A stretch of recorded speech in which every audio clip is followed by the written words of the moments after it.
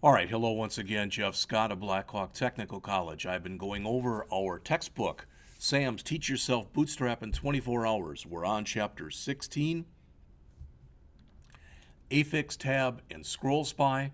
So we'll learn how to use those in here. The class is 152, 158 Advanced Website Development, and we have 4 objectives. We'll learn in this hour how to fix items to the screen so they don't scroll, how to build tabbed content panes, how to create navigation that changes as the page scrolls, and how to use the Affix Tab and Scroll Spy plugins together. As mentioned, these are 3 different Bootstrap plugins that give you more flexibility when you're using navigation. They can be triggered, like we saw in the last chapter, either through JavaScript or right in the HTML with the data attributes. So in this hour, we learn how to use these 3 plugins. What I have come to the conclusion is, after I get done with this lecture, I have 8 more. I will finish those by Tuesday the 18th. But I think for us to get something out of it next Wednesday, rather than me just having that stuff out there, we're going to have to go through and we'll see if we can create a very simple Bootstrap site with maybe just a couple pages in it. I think you get much more of that because, again, I'm going to have to go back and fix all these paths, add in all these CSS lines, etc. And that's going to take a bit of time. So the first one that's discussed in here is Affix, which, as it says, is a plugin that lets you create a pinned element on your page. Think about this. This is very similar to if you've ever used Microsoft Excel and you take your headings and you set them up so they are on, so that when you scroll, they basically don't move. All right, so as you scroll up the page, those heading lines at the top of the page stay in a constant place. All right, so as it says, it works by setting the top position where the element will start on the page. As the user scrolls past the element, it stays fixed on the page. It's almost like taking something in CSS and making it and putting it in an absolute position where it never changes. So to use this, you must include both jQuery and the affix.js file at the bottom of your HTML document. If you include the full Bootstrap JavaScript file, Affix is part of it. All right. Then you need to place the element to be fixed in the document. It can be as simple as placing the HTML on the document, or you can use CSS to precisely position it. Then you add the data spy equals affix tab. The problem with all these is I tried to bring them up here, and they're all going to look like this. They're not going to show you diddly. They will move you, so you can see there, they will move to section 1 or to section 2 or to section 3, but that's not really showing you anything. So again, as mentioned, I'm going to have to come back and I'm going to have to put in the links to all this stuff so that you're able to get there. So in the example that's shown here in 16.1 on pages 258 and 259, as it says, it uses 3 CSS classes to represent a state. Affix top, all right, places this on the element when it's in the topmost position. Affix, when it's scrolled, as it says, this triggers it to replace the top, and it adds the styling and the bottom. All right. There are 2 offsets that you can use when you use this plugin, top and bottom. You can define these with data attributes such as these, or you can define them with JavaScript. All right. They're in JavaScript. There's also a target option, as mentioned right there. It defaults to the window object, but as mentioned, you can specify the selector mode. There are several events that work here. You can tab if you want to, so notice the section 2 tab. All right. So the idea, when you think of affix, think of something that's basically is fixed. That's what we're talking about here. All right. So tabs, again, are the second one. As with every other plugin, you must include both jQuery and Bootstrap JavaScript. To add tabs, you need to add HTML for a tab bar, which is typically an unordered list with the Dot Nav and Dot Nav tabs classes. Again, here is an example, but I run into the same problem I mentioned to you before, and that is the fact that, yes, we can look at those, but it's going to look almost identical to this, which isn't going to help us very much. Okay. You can also use tab with .nav/pills.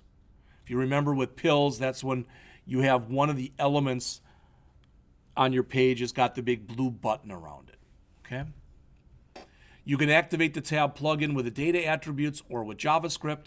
With JavaScript, you need to enable each tab individually. So here's an example. All right. So when you click on the tab, you will be enabling it right here. Notice the caution here. This caution is on the middle of page 262, and it says the URL should change, but you have to catch that. One frustration with dynamic content is it's hard to bookmark a page in a different state other than the default. If you include the e.prevent default line in your script, you make the page less accessible.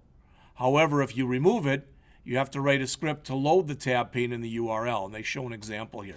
So it's the old 6 of one, half dozen of the other, all right? That doing either one of these, you're either going to have to add more code or you're going to have a harder problem if you try to do bookmarking. Tabs are activated when the user clicks on them, but you can also activate them right in JavaScript. You can fade them in. We just looked at something very similar to this just a couple minutes ago, all right? And finally, as it says, there are 4 events that you can use with tabs for basically hiding and showing them. All right. Finally, scroll spy, kind of a neat little thing. As it says, it sets up your page so that the navigation highlights the exact area that the customer is reading. That's the spy type of an idea. So you can tell, basically, if you use that in there, you might be able to tell, for example, what's the most popular part of your site. All right. Again, it says the first thing you need to know about it, it's a Bootstrap Navigation Bar. You need to use that. All right. The navigation must have resolvable ID targets, so the user must be able to, you must be able to figure out where on the page the user is, and that's what they're talking about. Scroll Spy has one method, refresh, used to refresh the page and update Scroll Spy, so as the user moves, again, you can tell where he or she is. It's also possible, as we end up this chapter here, which is a short chapter, that the plugins can be used with one another. As mentioned here, if you affix your navigation list to the page, you could use Scroll Spy to highlight the area in which the customer is.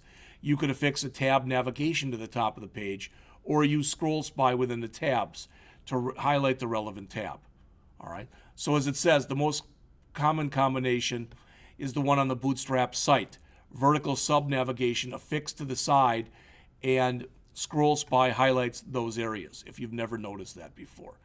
Now, with this example, which is 16.8, I believe, again, when I tried this, unfortunately, and I apologize for this, I should have checked this, but it took a while to add all of the code in here. So, again, looks just like the other ones. All right, so it's not really showing us very much in here. But you can see how they're used together. Again, hopefully one thing this makes you realize is, yes, I'm giving you a very, very brief summary of what's going on in here. You know, in this chapter, we went through the affix, tab, and Scroll Spy, and we went through them in what, about 10 minutes? Not even 10 minutes yet. So we're going to spend a lot more time on these in class. But my hope is still that we will be able to work on a site. So we'll go through a section of the book, do some work, go through another section of the book, do some work, just like the other classes you've had with me, but probably more so in this one. We'll have, when it's lab, it'll be lab, but when it's lecture, we won't have some of these short lectures like we've had. They'll basically take the entire class period. All right. So why do all the events have .bs in there? That's for Bootstrap. You always specify targets like IDs, but can you identify target elements in other ways? You can with the target values, but typically it's done the way that it's shown here. When I use Scroll Spy, I didn't need a data target. Is that attribute really required? As it says, it's required, but if it doesn't, Bootstrap has a fallback where it tries to use the first navigation it finds. Okay? For the quiz on 269, 270, and 269 and 270. Number 1. Which of these best describes what the Affix plugin does? And the answer is A, it toggles the position fixed property of an element. Number 2, how do you affix or affix an element? The answer is C, add the data attribute data spy equals affix to the particular element. Number 3, how do you set the top and bottom offsets of the affixed element? The answer for number 3 is D, both A and B. All right, number 4, true or false? The tab plugin requires Bootstrap navigation. Number 4 is false. Number 5, which of these is a tab option? The answer is D, none of the above, because there are no tab options, or no options for the tab plugin. Number 6, in the following code, what does the e.prevent do? The answer is C, it prevents the default action. Number 7, true or false? The Scroll Spy plugin requires Bootstrap navigation. That's true. Number 8, which element is spied on using the Scroll Spy plugin? And 8 is the body element, or B. Number 9, true or false? Scroll Spy can highlight based on URLs pointing anywhere. All right, it's false. And number 10, when would you use the Scroll Spy refresh method? It's C, whenever DOM elements are removed or added. So when I come back, I'm going to give myself something to drink. I'm going to go over Chapter 17, popovers and tooltips. See you then.